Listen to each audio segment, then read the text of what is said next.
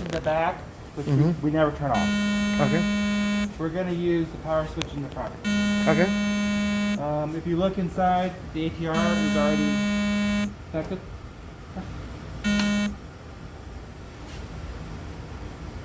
Takes about a minute to turn on.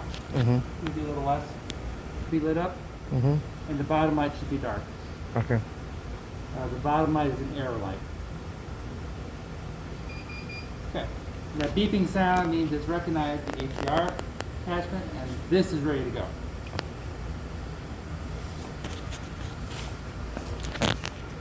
Our password is up here.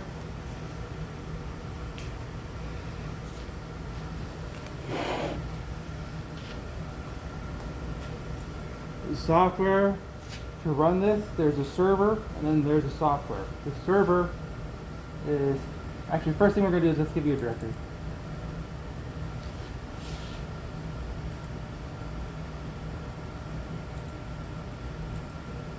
MD, right? Yes.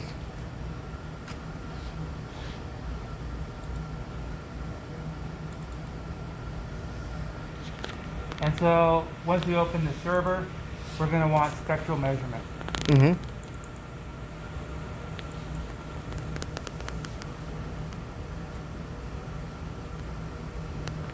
If there's a communication issue between the two, we're going to have to shut everything off and then turn everything back on. It should work. Just restart the system. Okay. Okay. So the next thing we're going to do is we're going to take a background scan.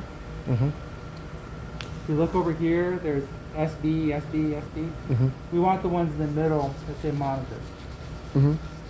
This is monitor background.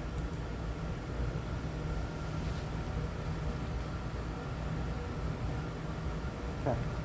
And that's what the background looks like. Okay, we're going to select the wavelength range. So for polymers, 4,000 to 400 is usually the right number. The ATR cuts off at 400, so you can't go below that. Okay.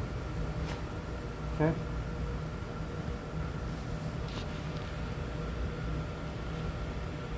We're also going to select the resolution, which is right here, and we can do 2 wave numbers or 4 wave numbers. Okay. Actually, we can do all these choices, but really 2 or 4. 4, yes. 4 is the most common one, yeah. Okay. And then we want to select the number of scans. Okay, 16 or 32, 64. You can go however much you want. The signal to noise changes by the square root of that number. And I always like to go longer, at least on the background. Okay. That way we're not bringing an error each time on the sample. So we'll start with 64, but we can go longer. It's okay to go longer. Okay. Okay.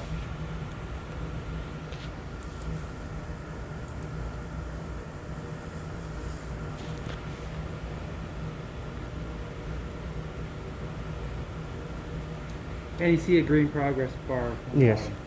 I think 64 at 4 wave numbers, just pick a number or two.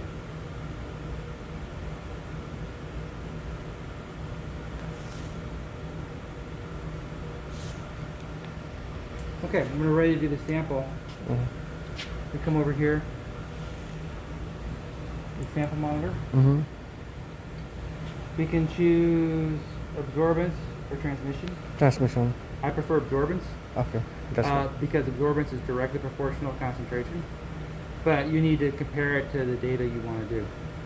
So if you're doing like a light filter or something like that, then maybe transmission is better.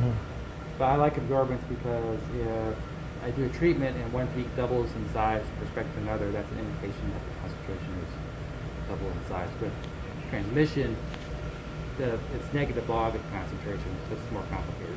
okay. Okay. I'm actually going to lift the whole weight up.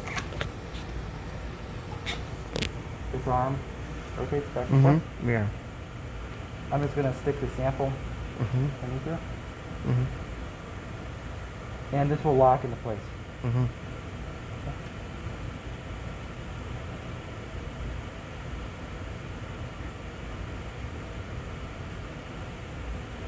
Once it makes contact, I'm going to watch that. bear in mind that on the 400, we're dividing by a very small number. Mm-hmm. So any little change in noise can cause the signal to shoot up. Yeah. It's okay. 600, from 600 it should be fine. 600 should be fine. Yeah.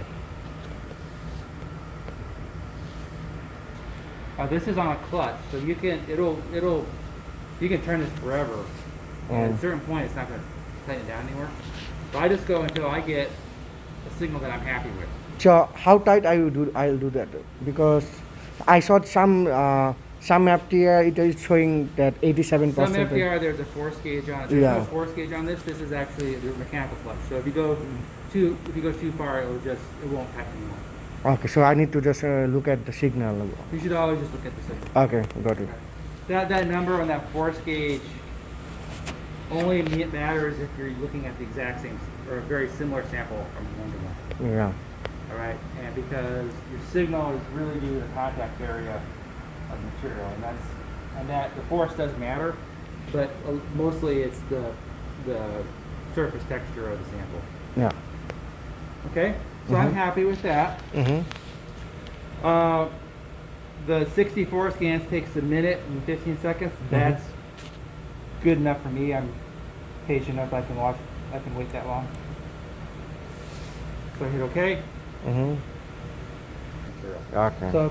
So if you're not sure, like if you're just doing a polymer film, I would just start with the diamond. Okay. Yeah, Okay. I always use the polymer. Yeah. All right. So we're done. Okay. And then what you can do is you can save it. We won't because it doesn't matter. Go to File. Save the, Yeah.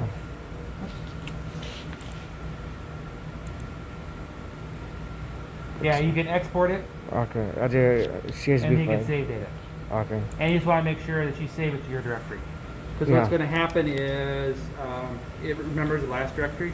Mm-hmm. I can guarantee you at some point you're going to forget and save it to somebody else's directory. And if you don't do that, somebody's going to save data to your directory. Yeah. So we have a kind of a good neighbor policy here where if there's data, when we're done, we're going to go back to sample monitor. Mm-hmm.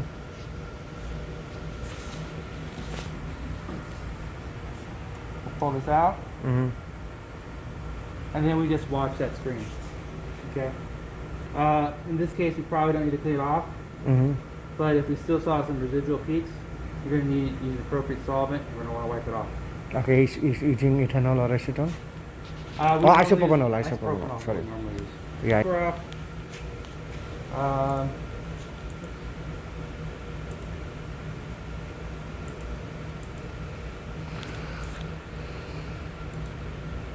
So you say that there is also